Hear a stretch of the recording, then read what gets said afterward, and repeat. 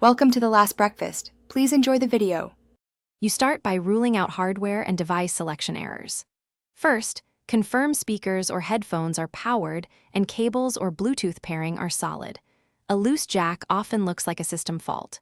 Once done, open Settings, Sound, and pick the correct output device because Windows can default to HDMI or virtual drivers. Then check the volume keys and the volume mixer so nothing is muted. These steps solve many issues quickly and set you up to fix deeper driver problems. Next, focus on the software that actually produces sound. Open Device Manager and update the audio driver. If a recent update broke audio, roll back to the prior driver. After updating, restart Windows Audio and Audio Endpoint services because services can hang and prevent sound. Make sure the default format isn't set to an unsupported sample rate in Advanced Device Properties.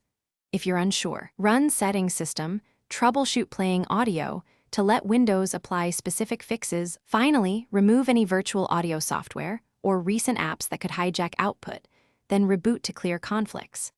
If drivers and services never recover, use System Restore to a point when audio worked, or perform an in-place repair install of Windows 11 to preserve files while fixing system files.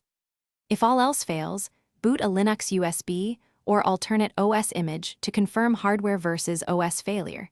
This is your definitive test. If hardware works there, reinstall or replace the Windows audio stack.